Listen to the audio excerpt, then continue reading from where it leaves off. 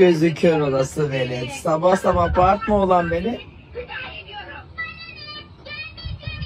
Ben de senin etlerini lime lime doğramasam. Sana gel demedim mi ha? Döverim demedim mi? Öldürdünüz beni be.